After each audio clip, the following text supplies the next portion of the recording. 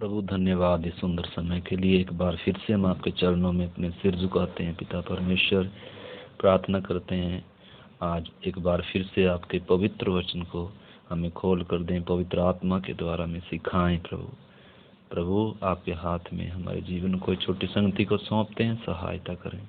यीशु मसीह के नाम से प्रार्थना को मांगते हैं, आमीन। हम परमेश्वर के वचन से सीख रहे हैं मसीह यीशु में मैं कौन हूँ कर सीखा हमने, और उसके आगे हम देख रहे हैं कि मसीह यीशु में मेरा स्थान क्या है। जैसे एक घर के अंदर कई प्रकार के संबंध होते हैं, तो हम सीख रहे हैं कि हम परमेश्वर के घराने के हो गए। कल हमने सीखा था हम परमेश्वर के घराने में कैसे आए। हम दया कर लाए गए नहीं हैं, हम गोद लिए गए नहीं हैं, बल्कि हम परमेश्वर के बीज से, परमेश्वर के वचन से, परमेश्वर की आत्मा से नया जन्म पाया है। आत्मा में नए सिरे से जन्म पाया। एक जन्म हमारे माँ बाप से हमें मिला, परंतु एक जन्म किससे मिला? परमेश्वर से मिला। परमेश्वर से जन्मे हैं। लिखा है लहू से। अगर हम यूहन्ना 1 अध्याय का 13 वचन पढ़ते हैं, लिखा है वे न तो लहू से, न मनुष्य की इच्छा से, और किससे जन्मे हैं? वो परमेश्वर से जन्मे हैं। तो एक घराने में हम कल भी सीख रहे थे कि जैसे किसी को गोद ले लिया या दया करके किसी भिखारी को, अनाथ को अपने घर में ले आए, तो भले ही वो घर में आकर रह रहे हैं, भले ही अच्छे से वो क्या कर रहे हैं, परंतु उनके अंदर उस स्वामी का, उस बाप का क्या नहीं आएगा? स्वभाव नहीं आएगा, शकल सूरत नहीं आएगी, क्योंकि उसके बीज से जन्मे हुए नहीं है। तो ऐसे बहुत सारे विश्वासी हैं जो परमेश्वर के घराने में आए हैं। यीशु मसीह पर हर विश्वास करने वाला, जैसे अब्राहम को परमेश्वर ने बोला था, अब्राहम की संतान बहुत है, परंतु प्रतिज्ञा की संतान कौन था? अब इसहाक। इस्माइल भी परमेश्वर अब्राहम की संतान था और कतूरा के द्वारा भी थे, परंतु अब्राहम की संतान तो जरूर थे, परंतु प्रतिज्ञा की संतान नहीं थे। उसी प्रकार गलातियों की पत्री में हम पढ़ते हैं, उसी प्रकार हर एक विश्वास करने वाला अब्राहम की संतान है, परंतु प्रतिज्ञा की संतान कौन है? जो नए सिरे से जन्म लिया है, वो जिसने आत्मा में जन्म पाया है, वो सारी प्रतिज्ञाओं का क्या है? वारिस है। तो हमने समझना है।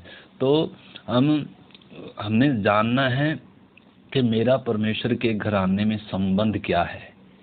जैसे यीशु ने हमें कहा,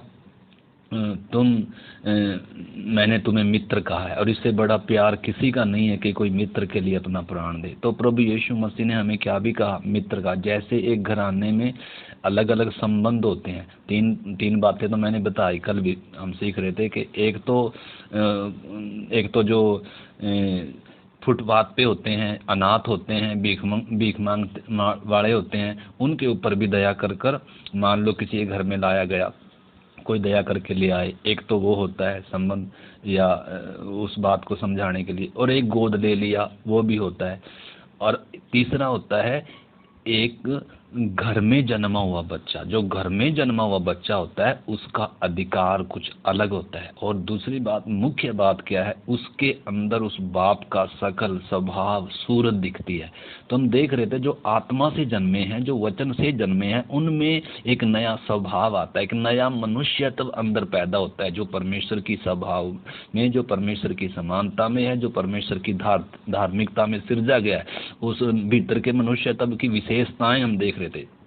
तो आज हम देखते हैं कि जैसे परमेश्वर के या एक किसी घराने में बहुत सारे संबंध होते हैं। यीशु ने भी हमें अलग अलग संबंधों से संबोधित किया। यीशु ने हमें मित्र कहा।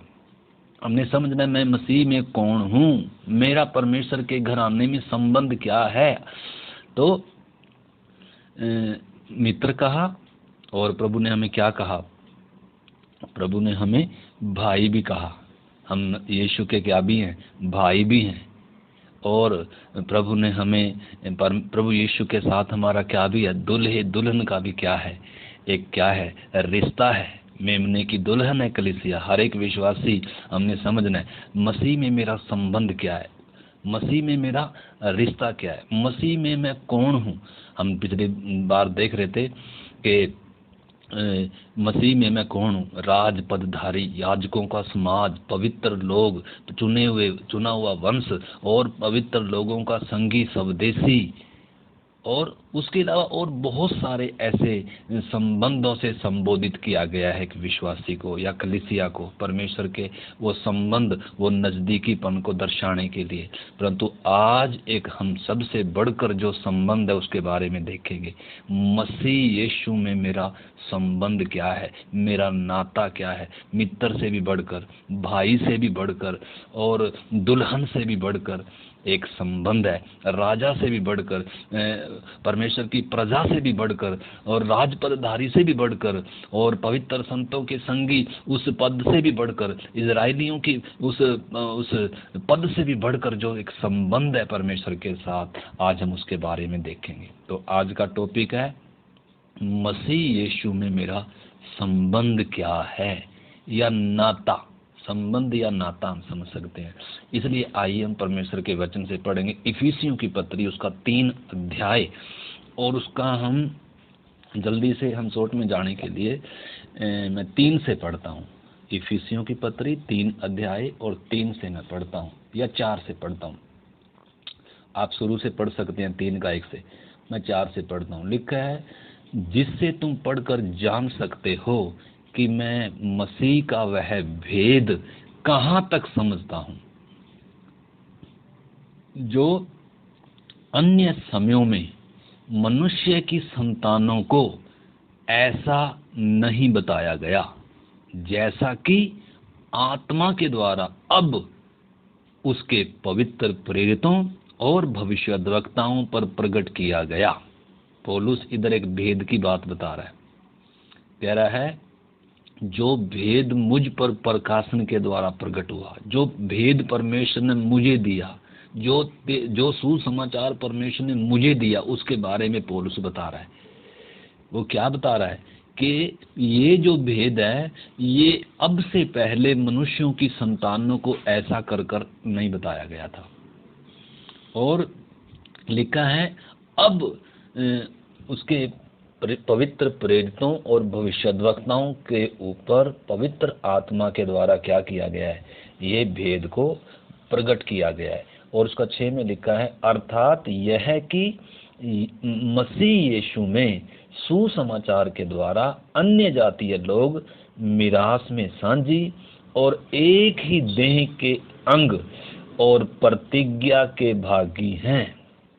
तो इधर बात जो समझने की है, मसीह यीशु में मेरा संबंध या मेरा नाता क्या है कर कर सबसे नज़दीकी जो परमेश्वर के साथ का संबंध है, पुत्र से बढ़कर, दोस्त से बढ़कर, पत्नी से बढ़कर जो संबंध है, वो क्या है, जो भेद पौलुस बता रहा है। कह रहा है 5 में, जो अन्य समयों में, या युगों में, या पीढ़ियों में, जो अब तक मनुष्यों की संतानों को ऐसा बताया नहीं गया, ये भेद था अभी तक, जैसा अब आत्मा के द्वारा उसके पवित्र प्रेरितों पर और भविष्यद्वक्ताओं पर प्रकट किया गया है। ये क्या भेद है? लिखा है, अर्थात यह कि मसीह यीशु में, हम पिछले दिनों देख रहे हैं मसीह यीशु में, आज भी इस बात को नोट करना, मसीह यीशु में। क्या आप मसीह यीशु में हैं? आप विश्वासी हो सकते हैं। मैं कल भी हम सीख रहे थे, जो मसीह यीशु में हैं वो नई सृष्टि है, वो परमेश्वर के घर आने के। जो मसीह यीशु में हैं उनके ऊपर दंड किया गया। जो मसीह यीशु में हैं वो स्वर्ग में उठाए जाएंगे। जो मसीह यीशु में हैं उनको स्वर्गीय स्थानों में सब प्रकार की आशीषें हैं। ये सारी आशीषें उन्हीं के लिए। आज एक सवाल फिर मैं करता हूँ इस वचन को सुनने वालों को, क्या आप मसीह में हैं? आपके बोलने से आप मसीह में नहीं होते हैं। मसीह में हम देख रहे हैं, जब तक एक व्यक्ति के अंदर ये नया मनुष्य तब सिरजा नहीं जाता, जब तक नया जन्म, नई सृष्टि नहीं होता एक व्यक्ति, और पानी में डूबकर बपतिस्मा लेकर जब तक जंगली जलपाई से कटकर उत्तम जलपाई में साँटा नहीं जाता, ये आप मसीह में नहीं है। तब तक आपके ऊपर परमेश्वर के न्याय की तलवार लटक रही है, दंड की आज्ञा आपके ऊपर है। हो सकता है आप विश्वासी हैं, विश्वासी होने से कुछ अर्थ नहीं बनता है।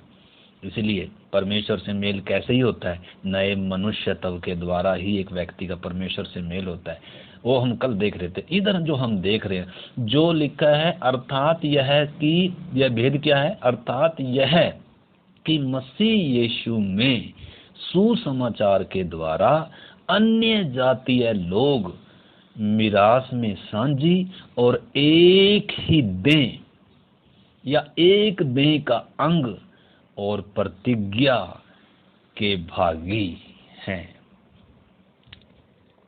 आपको मालूम है जो इधर परमेश्वर का दास पौलुस पवित्र आत्मा के द्वारा संबंध को बता रहा है, जो रिश्ते को बता रहा है, वो यीशु मसीह ने भी बताया, लेकिन यीशु मसीह ने उस संदर्भ से, यीशु ने दूसरे संदर्भ से बताया। यूहन्ना 17 अध्याय में जब हम पढ़ते हैं, उसकी महायाज की यह प्रार्थना क्या आती कि हे परमेश्वर, जैसे हे पिता, जैसे मैं तुझ में और तू मुझ में है, जैसे हम एक हैं, वैसे ही ये भी क्या हों, एक हों, एक सिद्ध मनुष्य हों।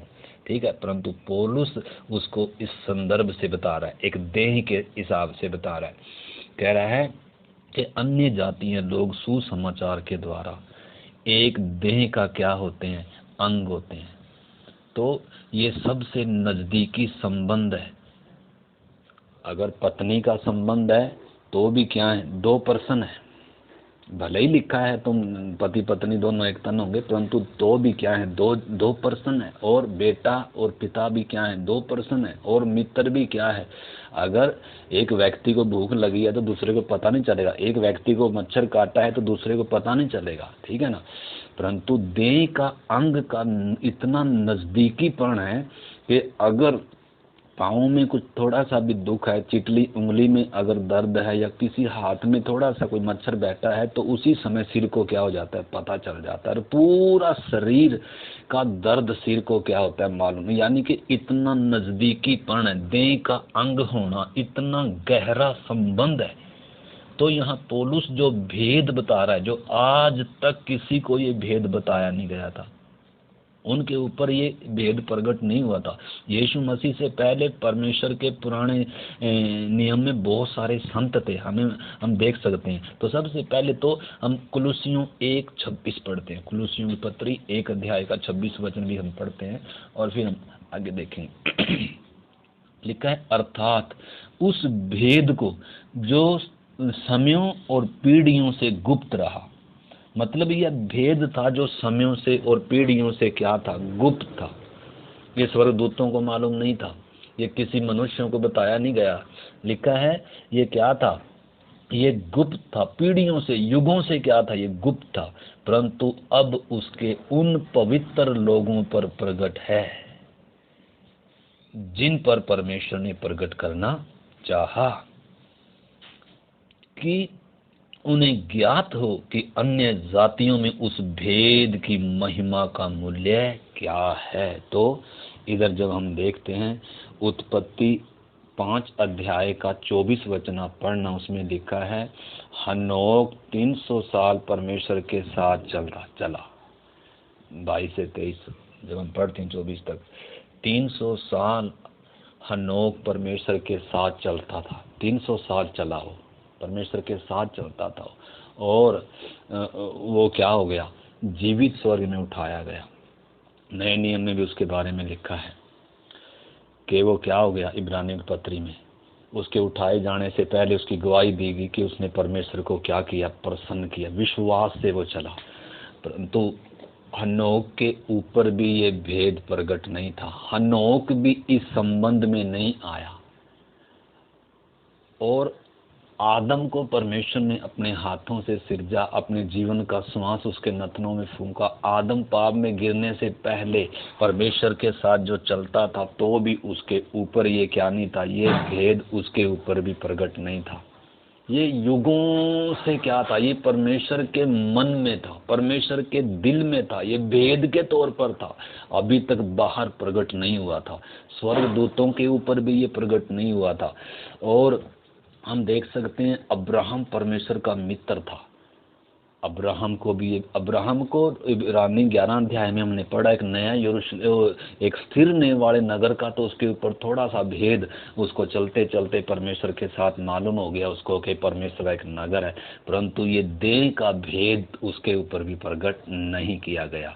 और उसके बाद हम देखते हैं मूसा है, परमेश्वर का दास है, विश्वास योग्य, इजराइलियों को उधर से जो मिस्र में से निकाल के लेकर आया, जो परमेश्वर से आमने सामने क्या करता था, बातें करता था, जिसने परमेश्वर की व्यवस्था लिखी, जो परमेश्वर की महिमा जो आदम ने खो दी थी, वो परमेश्वर की महिमा को धरती पर लेकर आया। और कितना परमेश्वर का अभिषेक दास था, परंतु मूसा के ऊपर भी ये भेद प्रकट नहीं हुआ। और उसके बाद बहुत सारे संत हैं पुराने नियम के, किसी संत के ऊपर क्या नहीं था। उसके बाद लास्ट का जो परमेश्वर का जो संत था पुराने नियम का, जो स्त्रियों में जन्मे हुए में सबसे श्रेष्ठ था, वो यूहन्ना बपतिस्मा दाता था। उसके ऊपर भी ये भेद प्रकट नहीं था कि अन्य जाति है या पूरी मानव जाति के लोग परमेश्वर के साथ एक देह का क्या होंगे, भागी होंगे, एक देह का अंग बनने का ये सौभाग्य है, या उस परमेश्वर के उस मिरास में सांझी और प्रतिज्ञा के भागी, ये उनको ये भेद किसी के ऊपर क्या नहीं था, ये प्रकट नहीं था। यीशु मसीह क्रूस पर बलिदान होने के बाद और पवित्र आत्मा आने के बाद, पवित्र आत्मा ने इस भेद को, परमेश्वर के मन के अंदर जो भेद था, उस भेद को क्या किया, प्रकट किया कि परमेश्वर ने इंसान को क्यों बनाया, यीशु मसीह क्रूस पर क्यों मरा, परमेश्वर ने सृष्टि को क्यों बनाया, परमेश्वर की योजना क्या है, परमेश्वर पवित्र आत्मा एक व्यक्ति के अंदर क्यों आया, ये सारा भेद परमेश्वर ने इस रीति से पवित्र आत्मा ने क्या किया, प्रकट किया। किसके ऊपर प्रकट किया? ये स्वप्न दर्शन के द्वारा नहीं, बल्कि पवित्र आत्मा ने अपने पवित्र प्रेरितों और भविष्यद्वक्ताओं पर प्रकट किया। ये सारा जो परमेश्वर के मन में, 1 कुरिन्थी 2 अध्याय का 14 वो हम देख रहे थे कि जैसे हमारी आत्मा हमारे अंदर की बात जानती है, हम अपने जीवन की बातें जानते हैं, ऐसे ही परमेश्वर की आत्मा परमेश्वर की गूढ़ बातें भी क्या करता है। जो परमेश्वर के मन में जो युगों से भेद था, वो सब पवित्र आत्मा जानता है। इसलिए उस पवित्र आत्मा ने उस जो पीढ़ियों से गुप्त था, जो परमेश्वर के मन में था, जो किसी के ऊपर आज तक प्रकट नहीं हुआ, जो स्वर्ग दूतों को भी मालूम नहीं था कि इंसान ने, परमेश्वर ने इंसान क्यों बनाया या परमेश्वर क्रूस पर आकर क्यों मरा, उनको भी ये भेद करके था, उनको भी अभी तक पूरा क्या नहीं था। परंतु इधर पौलुस कह रहा है, उसका हम पढ़ते हैं 3 का, पौलुस क्या कह रहा है, परंतु जो पीढ़ियों से, जो युगों से गुप्त था, परमेश्वर के मन में भेद करके था, अब उसके पवित्र प्रेरितों और भविष्यद्वक्ताओं पर प्रकट किया गया है उसकी आत्मा के द्वारा। कोई ये भेद ये है कि वो अन्य जाति लोग सुसमाचार के द्वारा, इस तेजों में सुसमाचार के द्वारा, हम देख रहे थे सुसमाचार भी 2 हैं। एक सुसमाचार क्या है, चंगाई वाला और आशीष वाला, इस धरती की भौतिक चीज़ों का। यीशु के नाम में सुसमाचार होता है। वो सुसमाचार में तो उद्धार भी नहीं है, उस सुसमाचार से तो पापों की क्षमा भी नहीं, इस धरती का ही है जो कुछ है।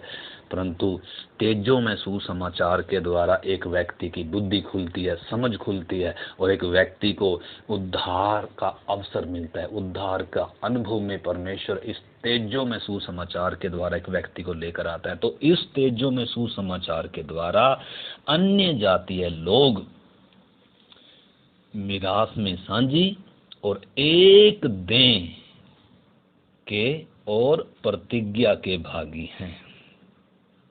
आगे मैं इसका 9-10 वचन भी पढ़ता हूँ, 8 से मैं पढ़ता हूँ। लिखा है, मुझ पर जो सब पवित्र लोगों में से छोटे से भी छोटा हूँ, यह अनुग्रह हुआ कि मैं अन्य जातियों को मसीह के अगम्य धन का सुसमाचार, मसीह के अगम्य धन का सुसमाचार सुनाऊं और सब पर यह बात प्रकट करूं, या यह भेद प्रकाशित करूं, यह भेद प्रकट करूं कि उस भेद का प्रबंध क्या है जो सबके सृजनहार परमेश्वर में आदि से गुप्त था। आदि में परमेश्वर ने आकाश और पृथ्वी की सृष्टि करी, परंतु उससे भी पहले परमेश्वर के मन में एक योजना थी, एक भेद करके था। वो कब प्रकट किया परमेश्वर ने? अपनी आत्मा के द्वारा।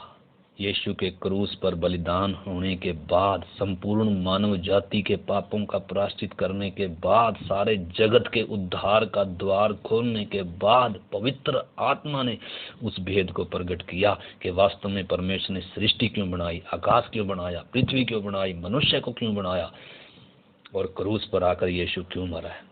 खाली उद्धार देने के लिए नहीं, खाली नरक से बचाकर मुक्ति देने के लिए नहीं। वो सुसमाचार का, आपको मालूम है, सुसमाचार जो असली सुसमाचार है, तेजो में सुसमाचार की बात करता हूँ मैं, उसके भी 3 पहलू हैं। सुसमाचार के 3 पहलू हैं। पहला पहलू क्या है? पापों की क्षमा, उद्धार, परमेश्वर से मेल, ये है। परंतु इतना ही नहीं है सुसमाचार। इधर जो पौलुस बता रहा है कि मसीह के अगम्य धन का सुसमाचार, मतलब देखो, ये जो पौलुस भेद की बात बता रहा है, ये गहरी बात है, ये गहरा संबंध है, ये उद्धार से भी बढ़कर है, ये परमेश्वर का पुत्र होने से भी बढ़कर संबंध है, ये दुल्हन के संबंध से भी बढ़कर संबंध है। तो उसको समझने के लिए, जैसे मिलाप के तंबू में 3 भाग थे। आंगन था सबसे पहले, और उसके बाद था अगला पवित्र स्थान था, और फिर था अति पवित्र स्थान। तो आंगन में क्या होता था? बलि वेदी होती थी, जहाँ क्या होता था? बलि होता था। और उसके बाद होदी होती थी, जहाँ शुद्धिकरण होता था। तो ये आंगन में होता था। उद्धार क्या है? उद्धार का अनुभव सिर्फ आंगन तक है। उद्धार का अनुभव, पापों से क्षमा होगी, वहाँ क्या हो गया? यीशु मसीह हमारे पापों के लिए बलिदान हो गया, उसमें हमारा शुद्धिकरण हो गया होदी में। और क्या हो गया? एक जीवन तो ये है। बहुत सारे विश्वासियों का जीवन आंगन का जीवन है, मतलब आगे गहराई तक, गहरे संबंध तक, पवित्र स्थान में, या और फिर उससे बढ़कर अति पवित्र स्थान तक वो कभी जाते ही नहीं है। वो आराधना में आते हैं, आंगन तक ही रहते हैं। आगे कभी आंगन में है तो आप बाहर भी चारों तरफ देख सकते हैं, और आंगन में आपको परमेश्वर की आवाज़ नहीं सुनने को मिलेगी, आंगन में परमेश्वर की उपस्थिति नहीं होगी। निश्चय है कि वो पूरा मिलाप का तंबू परमेश्वर का भवन कहलाता है, परंतु उसमें भी 3 पार्ट हैं। पहला पार्ट है आंगन है, और उससे आगे क्या है? पवित्र स्थान है। पवित्र स्थान में रोटी की मेज है, धूप की वेदी है, और दीवट है। वो सुसमाचार का दूसरा पहलू है। मतलब अब उद्धार से आगे और आत्मिक संबंध परमेश्वर के साथ, और प्रभु के साथ निकटता का संबंध, और संसार से बाहर, क्योंकि आंगन में बाहर से चारों तरफ दिखता है, परंतु पवित्र स्थान में क्या बाहर कुछ भी दिखता नहीं है बाहर का, मतलब और संसार का कुछ नहीं दिखता। लेकिन पवित्र स्थान में क्या है? उधर दीवट है, रोटी की मेज है, और 2 वेदी है। तो और गहरा संबंध दिखाता है। और इसके अलावा एक और परमेश्वर के साथ सबसे नज़दीकीपन, गहरा संबंध, या परमेश्वर के साथ वो नज़दीकीपन दिखाता है अति पवित्र स्थान में, जहाँ वाचा का संदूक है, उसके अंदर मन्ना और वो सब है, और उसके ऊपर परमेश्वर की उपस्थिति हर समय क्या करती है? छाया करती है। वो परमेश्वर की उपस्थिति की जगह है, वो अति पवित्र स्थान, उसमें हर कोई जा नहीं सकता है। आंगन में बहुत लोग जा सकते थे, परंतु पवित्र स्थान तक सब नहीं जा सकते थे। हमने समझना है, बहुत सारे लोग आंगन तक आते हैं, वो पवित्र स्थान तक नहीं जाते हैं, यानी कि मसीह की गहराई में नहीं जाते हैं, परमेश्वर के नज़दीकी संबंध में कभी आ ही नहीं पाते हैं, क्योंकि वो संसार को भी देखना, संसार भी चाहिए, बाहर की दुनिया भी चाहिए, इसलिए वो आंगन तक ही आते हैं, कभी पवित्र स्थान में आते नहीं है। और उसके अलावा बहुत कम लोग होते हैं जो किधर जाते हैं? अति पवित्र स्थान में जाते हैं। तो इधर जो परमेश्वर के साथ का जो गहरा संबंध पौलुस बता रहा है, परमेश्वर के उस अगम्य धन का सुसमाचार क्या है कि मसीह के परमेश्वर की देह के अंग हों। हम सब अन्य जातियों को इतना ऊंचा सौभाग्य मिला यीशु मसीह के बलिदान के द्वारा, मुक्ति उद्धार के द्वारा। खाली उद्धार देना परमेश्वर की योजना नहीं है, खाली नरक से बचाकर स्वर्ग देना परमेश्वर की योजना नहीं है, या परमेश्वर की संतान होना या मसीह की दुल्हन होना, उससे भी गहरा संबंध है देह का अंग होना। तो मसीह में मेरा संबंध क्या है, मेरा नाता क्या है, मैं परमेश्वर के घराने में, इससे पहले हमने देखा परमेश्वर के घराने में मैं कौन हूँ, परमेश्वर के घराने में मेरा संबंध क्या है। तो आज जो हम इधर देख रहे हैं कि हमारा अब कलीसिया के द्वारा ये भेद क्या हो रहा है, स्वर्गदूत भी अभी इन भेद को क्या कर रहे हैं, समझ रहे हैं, और सारी इस सृष्टि को कलीसिया के द्वारा अब ये भेद मालूम हो रहा है। कैसे मालूम हो रहा है? पहली सदी की जो कलीसिया थी उनके अंदर वो एक देह की तरह जुड़ गए आपस में, वो एक जैसे एक देह होता है, एक मन एक चित्त है। प्रेरितों के काम में हम पढ़ सकते हैं 2 अध्याय का 44-45 और 4 अध्याय का 32 से 35 तक पढ़ सकते हैं हम। उनका सब सांझे का था, एक जैसे देह में एक पेट होता है, एक पेट था, सब सांझे का था। कोई भी अपनी संपत्ति लिखा अपनी नहीं कहता था, कोई मैं और मेरा था ही नहीं, हम में जुड़ गए सारे, सब इकट्ठा सांझे का था। जैसे एक देह में एक पेट है, एक दिमाग है, एक दिल है, ऐसे ही मतलब देह के क्या हो गए, वो अंग हो गए, आपस में जुड़ गए। परमेश्वर की उपस्थिति हर समय कलीसिया में भरी रहती थी। तो उस चीज को हमने समझना है। तो इधर 9-10 में हमने पढ़ा कि ताकि अब कलीसिया के द्वारा परमेश्वर का विभिन्न प्रकार का वो ज्ञान, वो भेद प्रधानों पर, अधिकारियों पर जो स्वर्गीय स्थानों में है प्रकट किया जाए। तो परमेश्वर अब स्वर्गदूतों के ऊपर भी अब कलीसिया के द्वारा वो भेद प्रकट कर रहा कि मैंने इंसान को क्यों बनाया था, मैंने पृथ्वी और आकाश को क्यों बनाया था, मैं इंसान बनकर क्रूस पर क्यों मरा था, मैं एक मिट्टी के बर्तन इंसान के अंदर मैं आकर वास क्यों करता हूँ। वास्तव में अब कलीसिया के द्वारा ये प्रकट करके दे रहा है परमेश्वर। ये है भेद परमेश्वर का कि इसलिए मैंने इंसान को बनाया था। ये युगों से भेद था, ये किसी पर आज तक प्रकट नहीं हुआ था, जो अब पवित्र आत्मा के द्वारा प्रकट किया गया। तो हमने समझना है, इसलिए हमारा सौभाग्य कितना ऊंचा है। स्त्री में जन्मे हुए सबसे बड़ा यूहन्ना बपतिस्मा दाता है, सबसे श्रेष्ठ है वो। परंतु जो पवित्र आत्मा से जन्मे हैं, जो वचन से जन्मे हैं, जो परमेश्वर से उत्पन्न हुए हैं, वो छोटे से छोटा भी यूहन्ना बपतिस्मा दाता से बड़ा है। सारे संतों से, अब्राहम से, हनोक से, आदम से कितना ऊंचा दर्जा परमेश्वर ने हमें दिया है। न केवल परमेश्वर की संतान होने का हक है, बल्कि हमें परमेश्वर के साथ एक देह के भागी होना, एक देह का अंग है हम, परमेश्वर की देह का अंग है हम, यीशु मसीह की देह का अंग है हम। जैसे एक छोटे से अंग में अगर दर्द है तो सिर को उसी समय मालूम होता है, पूरे शरीर उस दर्द को क्या करता है, अनुभव करता है। एक अंग अगर आदर पाता है तो सारा शरीर क्या पाता है, आदर पाता है। सिर आदर पाता है तो पूरा देह उसके साथ क्या पाती है, आदर पाती है। तो हमने समझना है ये मसीह में मेरा नाता क्या है, मसीह यीशु में मेरा संबंध क्या है, कितना नजदीकीपन, एक देह का रिश्ता है। मसीह में मेरा रिश्ता क्या है, पुत्र से बढ़कर, दुल्हन से बढ़कर, मित्र से बढ़कर, राजा से बढ़कर, परमेश्वर की प्रजा से बढ़कर, और याजकों के समाज से बढ़कर, और परमेश्वर की निज प्रजा से बढ़कर इतना गहरा और ऊंचा संबंध है। इसलिए यीशु मसीह ने लूका 10 अध्याय में एक वचन कहा चेलों को। लूका 10 अध्याय और उसका हम 23 से देखते हैं। यीशु मसीह चेलों को क्या कहा?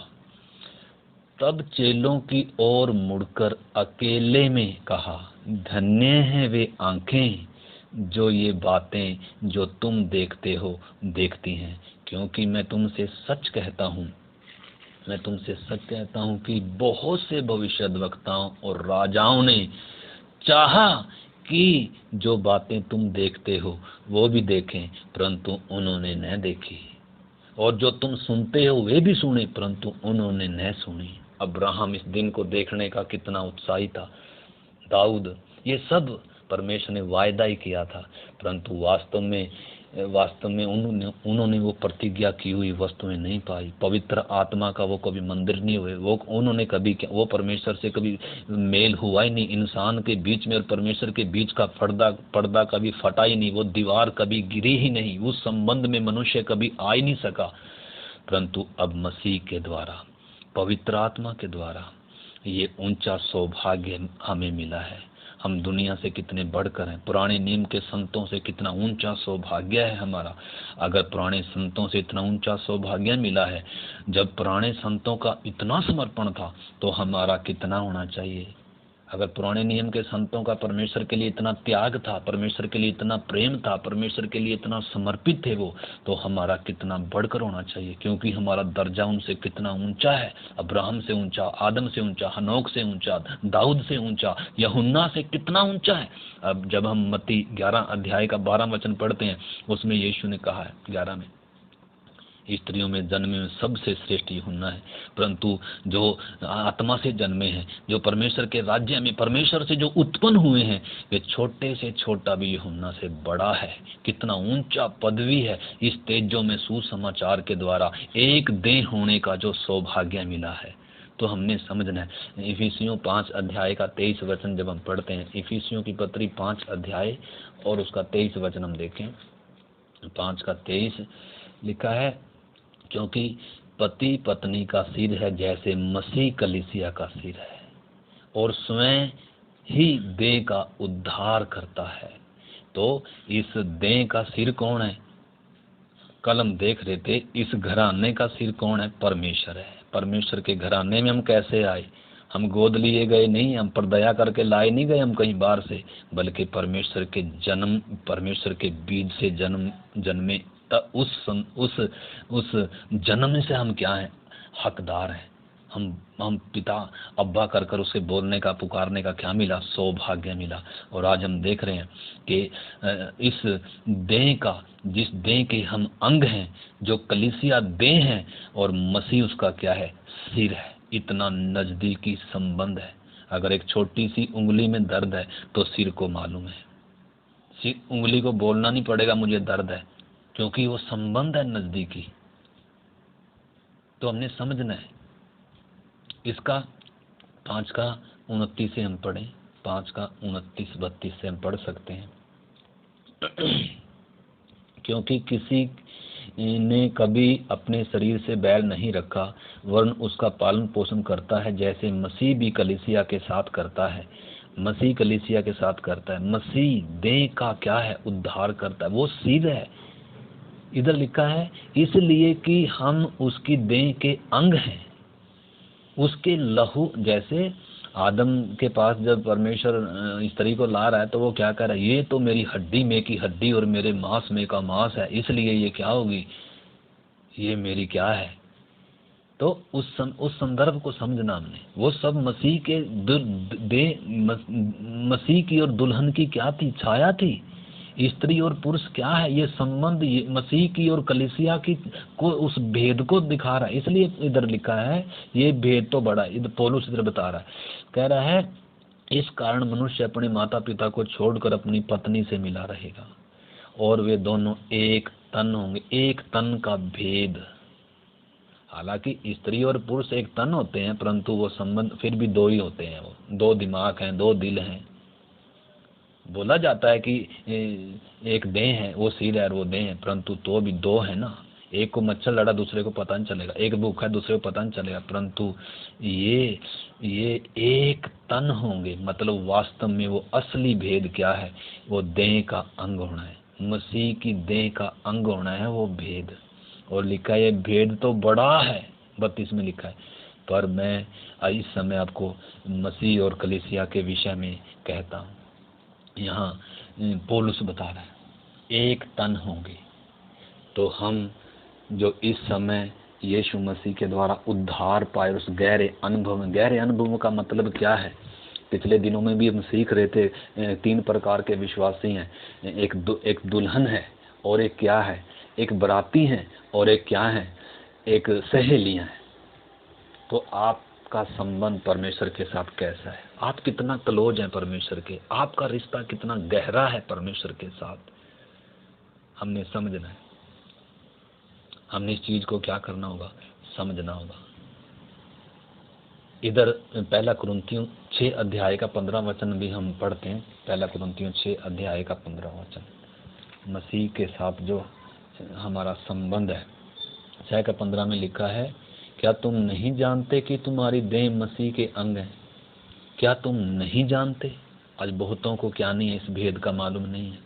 बहुतों को ये भी नहीं मालूम है कि इधर आगे लिखा है 17, 18, 19 में, क्या तुम नहीं जानते तुम परमेश्वर का मंदिर हो, पवित्र आत्मा तुम में वास करता है। यानी कि बहुत सारे विश्वासी हैं तो भी इस भेद को क्या नहीं करते, जानते नहीं है। तो इधर लिखा है, क्या तुम नहीं जानते कि तुम्हारी देह मसीह के अंग है? तो इधर लिखा है, इसका 12 का 27 भी हम पढ़ते हैं। 12 का 27, 12 अध्याय देह के विषय में ही है। एक देह और अंग अनेक, 12 अध्याय हम पढ़ सकते हैं। इस भेद में कितना आगे खोल कर बताया पौलुस ने। फिलहाल हम इसका 27 वचन पढ़ेंगे। 12 का 27 वचन, इसमें लिखा है, इसी प्रकार तुम सब मिलकर मसीह की देह हो। हम सब विश्वासी जो उसमें जुड़े हैं मसीह की क्या है, देह है, और अलग अलग उसके अंग हो। ठीक है ना? तो इधर हमने समझना है। तो एक तौर पर तो हम क्या हो गए, मसीह की देह के अंग हो गए, परंतु अगर हम जब प्रैक्टिकल में उसको देखते हैं तो वास्तव में जैसे हम देखते हैं ना, उद्धार पा लिया, उद्धार पाते जा रहे हैं और उद्धार पाएंगे। 3 उसमें देखते हैं, स्वर्ग के राज्य को देखना, स्वर्ग के राज्य में प्रवेश करना, स्वर्ग के राज्य के अधिकारी होना। तो 3 उसमें हम देखते हैं। उसी प्रकार हम यीशु मसीह की देह के अंग हो भी गए, और उसके साथ साथ हम क्या भी किए जा रहे हैं, अब क्या किए जा रहे हैं, उसमें फिट किए जा रहे हैं। फिट करने का मतलब है, मान लो जैसे एक जंगल में से पेड़ काट के लेकर आए, और सिर्फ हमें उसमें क्या चाहिए, उदाहरण के तौर पर मैं बता रहा हूँ, 1 उंगली जितना पीस चाहिए। क्योंकि हमारी देह के सब अलग अलग अंग है, सिर्फ ये मांस ने और इसमें चमड़े ने और हड्डियों ने और जो इसने क्या करके रखा है, इनको जोड़ के रखा हो, वास्तव में अलग अलग अंग है ये। उसी प्रकार मान लो देह में मैं अगर चिटली उंगली, एक चिटली उंगली का स्थान है मेरे मसीह की देह में, मेरा स्थान क्या है, एक चिटली उंगली, एक छोटी वाली उंगली है। परंतु जब उद्धार पाया तो पेड़ की तरह था। अब अगर उस देह का अंग बनना है, उस उंगली की तरह आकर अगर मैंने फिट होना है, तो मेरे ऊपर कितनी आरी चलेगी, कितना रंधा चलेगा, कितने प्रकार की कटाई होगी। बिना दया और बिना रहम के क्या किया जाएगा, उस पेड़ को काटा जाएगा, और उसमें से इतना ही पीस चाहिएगा जो सिर्फ क्या हो, इस चिटली अंगुली के बराबर हो। तो इसी प्रकार हम क्या पाते जा रहे हैं, उद्धार पाते जा रहे हैं का मतलब क्या है, हम क्या किए जा रहे हैं, हम काट के तराश के क्या किए जा रहे हैं, छोटा किए, उस साइज में परमेश्वर हमें लेकर आ रहा है जो देह में हमारा क्या है, स्थान है। किसी का देह में स्थान क्या है, हो सकता है किसी का ये उंगली है, किसी की दूसरी उंगली, किसी का अंगूठा, किसी की ये कोहनी तक बाजू है, किसी का अलग अलग अंग है। शरीर में बहुत सारे अंग है जो बाहर दिखते हैं, जो अंदर दिखते नहीं, अंदर हमारे शरीर में जो काम करते हैं। हर एक देह का अंग महत्वपूर्ण है, हर एक विश्वासी महत्वपूर्ण है। इसीलिए परमेश्वर अभी क्या कर रहा है, इसका जो हमने इसमें पढ़ा 12 का 27 पढ़ा, उसमें 28 में लिखा है, और परमेश्वर ने कलीसिया में अलग अलग व्यक्ति नियुक्त किए हैं, प्रेरित भी हैं, भविष्यद्वक्ता भी हैं। इफिसियों 4 अध्याय का 11 से लेकर 16 तक पौलुस बता रहा है, पवित्र लोग सिद्ध हो जाएं, इसलिए परमेश्वर ने कलीसिया में क्या किए, 5 प्रकार की सेवकाई ठहराई। तो क्यों ठहराए, ताकि पवित्र लोग सिद्ध हो जाएं, मसीह की देह उन्नति पाए, सेवा का काम, बहुत सारी बातें हैं उसमें। तो इसलिए सिर्फ उद्धार पा लिया काफी नहीं है। अब परमेश्वर क्या कर रहा है, हमें पास लाकर हमें क्या कर रहा है, हमें फिट कर रहा है, हमें जोड़ रहा है। और तब तक हम जुड़ नहीं सकते मसीह में जब तक हम क्या नहीं होते हैं, उस साइज में नहीं आते हैं जिसकी जो हमारी बुलाहट है, जिसके लिए हमें बुला, हम पेड़ की तरह शुरू में जब उद्धार पाया, इसलिए हमारी बहुत क्या चलती है, इसलिए समस्याएं हमें क्या करती हैं, दुख तकलीफ हमें क्या करते हैं, हर प्रकार की। इसलिए लिखा है जो लोग परमेश्वर से प्रेम रखते हैं उनके लिए सब बातें मिलकर भलाई को उत्पन्न करती हैं। इसलिए परमेश्वर हमें क्या कर रहा है, हमारे ऊपर काम चल रहा है। परमेश्वर ने कलीसिया को सिद्ध करने के लिए 5 प्रकार के सेवक दिए, अंदर अपना आत्मा डाला, हाथ में हमारे वचन दिया, बाहर से अपने पुत्र को पहनाया, और परमेश्वर हमें बना रहा है। क्या बना रहा है? अपने पुत्र के स्वरूप में बना रहा है। और पिछले दिनों हम देख रहे थे, हम दुल्हन के तौर पर कलीसिया क्या हो रही है, एक पवित्र कुंवारी की तरह क्या हो रही है, दुल्हन के लिए तैयार भी हो रही है। लेकिन उससे बढ़कर जो संबंध है, हम एक देह में क्या किए जा रहे हैं, फिट किए जा रहे हैं, काट कर तराश कर। अगर मेरी देह में अगर मेरी उंगली के बराबर ही अगर मेरा स्थान है, तो अगर मैं एक पेड़ के समान हूँ, तो परमेश्वर क्या कर रहा है, आरी चलाकर, रंदा चलाकर, काट कर तराश कर मुझे फिट कर रहा है। धन्यवाद उस परमेश्वर का जो इतना प्यार करता है। इसलिए लिखा है जो लोग परमेश्वर से प्यार करते हैं उनके लिए सब बातें मिलकर भलाई को उत्पन्न करती है। कोई भी दुख तकलीफ हमारे हानि के लिए नहीं है, हमारे नुकसान के लिए नहीं है, हमारे फायदे के लिए है। इसलिए पौलुस 4 अध्याय में लिखता है, 2 कुरिन्थियों 4:16 में लिखता है, मैं उसको पढ़ूंगा फिर हम प्रार्थना में जाएं। 2 कुरिन्थियों 4 अध्याय और 16 वचन में पौलुस उसी बात को बता रहा है, कह रहा है इसीलिए हम हियाब नहीं छोड़ते हैं। पौलुस उस भेद को जानता है। जब बाहरी मनुष्य, तो लिखा है यद्यपि हमारा बाहरी मनुष्य तब नष्ट होता जाता है, हमारी बाहरी मनुष्य तब की पहचान मिटती जाती है, नष्ट होता जाता है, तो भी हमारा भीतरी मनुष्य तब दिन प्रतिदिन नया होता जाता है। क्योंकि हमारा पल भर का हल्का सा क्लेश हमारे लिए बहुत ही महत्वपूर्ण है। ये बहुत ही जरूरी है, ये क्लेश, ये कष्ट, ये समस्या बहुत जरूरी है। क्यों जरूरी है? क्योंकि ये हमें उस कद तक लेकर आ रही है, उसकी डील डोलता तक लेकर आ रही है। देह में जो हमारा स्थान है उसमें हमें फिट करने के लिए है। ये पवित्र आत्मा हमारे ऊपर काम कर रहा है, यीशु मसीह हमें बना रहा है। यीशु ने कहा मैं अपनी कलीसिया बनाऊंगा, अधोलोक के फाटक उसके ऊपर प्रबल नहीं होंगे। यीशु ने अपनी कलीसिया में अपने अपने अपने दासों को नियुक्त किया, लिखा ताकि पवित्र लोग सिद्ध हो जाएं। तो प्रभु हमें क्या कर रहा है, सिद्धता तक लेकर आ रहा है। तो हमने समझना है ये हमारे लिए बहुत महत्वपूर्ण है। इसलिए पौलुस कहता है ये बहुत महत्वपूर्ण और अनंत महिमा उत्पन्न करता जाता है। और हम देखी हुई वस्तुओं को नहीं परंतु अनदेखी वस्तुओं को देखते रहे, क्योंकि देखी हुई वस्तुएं थोड़े दिन की हैं परंतु अनदेखी वस्तुएं सदा बनी रहेंगी। तो इसलिए जैसे हमारी देह के छोटे से अंग में कहीं चोट है, कहीं दर्द है, पूरी देह और सिर उस पीड़ा को क्या है, उसमें शामिल होता है। ये नहीं है कि मुझे दर्द है तो यीशु को मालूम नहीं है, ऐसा नहीं है। मुझे अगर थोड़ा सा दर्द है उसी समय प्रभु को वो दर्द मालूम होता है। इसलिए इब्रानियों की पत्री 4 अध्याय और उसका 15 वचन हम पढ़ते हैं। इब्रानियों की पत्री 4 अध्याय और उसका 15 वचन इधर लिखा है, क्योंकि हमारा ऐसा महायाजक नहीं जो हमारी निर्बलताओं में हमारे साथ दुखी न हो सके, वरन वह सब बातों में हमारे समान परखत हो गया तो भी निष्पाप निकला। इसीलिए आओ हम अनुग्रह के सिंहासन के निकट हियाब बांध कर चलें कि हम पर दया हो और वह अनुग्रह पाए जो आवश्यकता के समय हमारी सहायता करे। इधर 15 में है, लिखा है क्योंकि हमारा ऐसा महायाजक नहीं है जो हमारी निर्बलताओं में हमारे साथ दुखी ना हो सके। मतलब पहले जो महायाजक होते थे वो हारून की रीति पर होते थे, परंतु ये जो महायाजक है ये मलकीसेदेक की रीति पर सदा का महायाजक है। हर समय मेरे लिए विनती प्रार्थना करने को सर्वदा जीवित है, वो पूरा पूरा उद्धार करने में सामर्थ्य है। इब्रानी 7:25 हम पढ़ सकते हैं, मैं पढ़ता हूँ, उसमें भी लिखा है इसीलिए जो उसके द्वारा परमेश्वर के पास आते हैं वह उनका पूरा पूरा उद्धार कर सकता है, क्योंकि वह उनके लिए विनती निवेदन करने को सर्वदा जीवित है। अतः ऐसा ही महायाजक हमारे योग्य था, जो पवित्र, जो निष्कपट और निर्मल और पापियों से अलग और स्वर्ग में भी सबसे ऊंचा किया हुआ हो। तो इधर हम देख सकते हैं हमारा प्रभु हमारे हर दुख में क्या होता है, सहभागी होता है। उसको मालूम है मेरी जेब में कितने पैसे हैं, मेरे ड्रमी में कितना आटा है, मेरे पाँव में मेरे कितना दर्द है, या मैं किस परिस्थिति से। मेरा कहने का मतलब है, आप गलत नहीं समझना जब मैंने आटे की और पैसे की बात करी हो।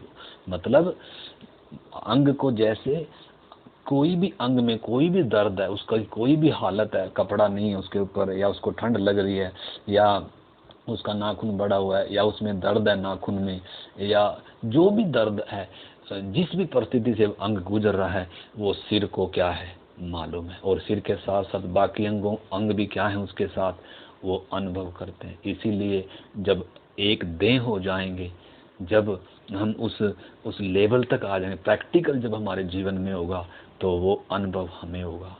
जैसे पहली सदी की कलीसिया में वो अनुभव था, उनका सब कुछ सांझे का था, और वो एक मन एक चीज थे, और कोई भी अपनी संपत्ति अपनी नहीं कहता था, कोई भी मैं और मेरा नहीं कहता था, वो सब क्या था, सांझे का। यानी कि हम जैसे पिता पुत्र और पवित्र आत्मा एक हैं, ऐसे ही पहली सदी की कलीसिया में एकता आ गई थी। यीशु ने वही प्रार्थना करी थी, यूहन्ना और उसका 17 अध्याय का एक वचन पढ़कर मैं प्रार्थना करूंगा। यूहन्ना 17 और उसका हम जब यीशु ने महायाजकी प्रार्थना करी, तो वो क्या प्रार्थना कर रहा है, उसकी क्या प्रार्थना थी। कह रहा है, मैं केवल 20 से पढ़ता हूँ, मैं केवल इन्हीं के लिए विनती नहीं करता, परंतु उनके लिए भी जो इनके वचन के द्वारा मुझ पर विश्वास करेंगे, कि वे सब एक हों, कि वे सब एक हों। एक कैसे होंगे, एक देह जैसे होती है। जिस देह का सिर कौन है, यीशु मसीह है। और एक देह का अंग दूसरे अंग को क्या करता है, उसको क्या करता है, उसके दर्द को अनुभव करता है। जैसे हमारी एक उंगली में दर्द है, तो दूसरी उंगली, पूरा हाथ, पूरा शरीर क्या करता है, उस दर्द को क्या करता है, अनुभव करता है। परंतु आज तो हम ऐसे विश्वासी हैं, चाहे बगल वाले विश्वासी को भूखा हो, दर्द हो, किन परिस्थितियों से गुजर रहे, हमें कुछ भी मालूम, क्योंकि हम जुड़े नहीं है, क्योंकि हमारे अंदर एक वो अभी बहुत काम होना बाकी है, मसीह का प्रेम आना बाकी है। इसलिए अभी हम कहाँ हैं, हमारी तैयारी चल रही। जितना हम समर्पण करेंगे, काटने के लिए देंगे, समर्पण करेंगे, उतना ही हम प्रभु के निकट आ पाएंगे, उस देह में जुड़ पाएंगे। तो इधर यीशु मसीह की प्रार्थना क्या, कि वे सब एक हों, जैसा तू है पिता मुझ में है और मैं तुझ में हूँ, वैसे ही वे भी एक हों, जिससे संसार विश्वास करे कि तू ही ने मुझे भेजा है। वह महिमा जो तूने मुझे दी है, मैंने उन्हें भी दी है, कि वैसे ही वे भी एक हों जैसे हम एक हैं, और मैं उनमें और तू मुझ में, कि वे सिद्ध हो जाएं, सिद्ध होकर एक हो जाएं। तो ये पढ़ सकते हैं, 23 तक हम पढ़ सकते हैं। तो ये है परमेश्वर के जो उसके मन में भेद था, जिसके लिए उसने सृष्टि को बनाया था, जिसके लिए क्रूस पर आकर उसने बलिदान दिया, जिसके लिए पवित्र आत्मा और परमेश्वर हमारे अंदर आकर वास करता है। वो किस लिए आकर बैठा, अन्य भाषा बोलने के लिए नहीं है, वो हमसे सेवा लेने के लिए नहीं है, बल्कि किस लिए, एक बड़ी योजना के तहत आया है, ताकि हमें मसीह की देह का क्या बना दे, उसमें जोड़ दे, हम उस कद तक आ जाएं, हमें उसमें क्या कर दे, फिट कर दे। तो इसलिए इस धरती पर देह की आवश्यकता है। जब तक देह प्रकट नहीं होगी, तब तक शैतान पाँव के नीचे नहीं आए। पहली सदी में शैतान पाँव के नीचे था, बड़े बड़े सम्राट घुटने टेकते थे। क्यों टेकते थे? क्योंकि देह एक देह खड़ी हो गई थी, आपस में सब विश्वासी क्या हो गए थे। परंतु आज एकता नहीं है, आज सब मैं और मेरा है, सबको अपनी चिंता है, अपने परिवार की चिंता है, दूसरे की कोई चिंता नहीं है। परंतु ये क्या नहीं है, मसीह की देन नहीं है। मसीह की देन नाम के वास्ते हैं, परंतु अभी जुड़े नहीं है। जुड़ने के लिए, कटने के लिए क्या नहीं है, समर्पित नहीं है, वो त्याग नहीं है, वो प्रेम नहीं है मसीह का। तो इसलिए इन्हीं दिनों हम इस चीज को समझना है। हमारे जीवन में अभी मसीह जीवन का ऊंचा स्तर आना अभी बाकी है। प्रार्थना के साथ हम इन चीज़ों को अपने जीवनों में लागू करें। आइए हम प्रार्थना करें। प्यारे प्रभु, धन्यवाद करते हैं इस पवित्र वचन के लिए। हम प्रत्येक को इस वचन की गहराइयों को समझने में पवित्र आत्मा हमारी सहायता करें, बुद्धि समझ खुले खुदावंद। प्रभु, तेरी भली सिद्ध इच्छा हमारी जिंदगियों में पूरी हो सके। तेरा वो गुप्त भेद जो आदि से गुप्त था प्रभु, वो इन्हीं दिनों प्रभु जो तू अपनी कलीसिया के द्वारा प्रकट करना चाहता है, कर रहा है प्रभु, हमारे द्वारा भी प्रभु, इस वर्तमान कलीसिया के द्वारा द्वारा भी प्रभु वो तेरा भेद संसार पर और प्रभु दूतों पर प्रकट किया जाए। प्रभु उस एकता में आने के लिए, एक देह होने के लिए, प्रभु अंग से अंग जुड़ने के लिए खुदावन प्रभु आप सहायता करें। हम अलग अलग हड्डी ना हो प्रभु बिना जान की हड्डियां न हो, बल्कि एक देह खड़ी हो जाए। जैसे प्रकाश, जैसा ये हेजकेल और प्रभु 37 अध्याय में प्रभु एक देह खड़ी हो गई, प्रभु हड्डी से हड्डी जुड़ गई, मांस चढ़ गया। प्रभु इन्हीं दिनों एक तेजों में कलीसिया प्रकट हो जाए, एक देह प्रकट हो जाए प्रभु, मैं और मेरा खत्म हो जाए, हम सब हम में शामिल हो जाएं। आपका प्रेम हमें विवश करे खुदावन, आपके हाथ में सौंपते हुए पिता, यीशु मसीह के नाम से हम प्रार्थना को मांगते हैं, आमीन।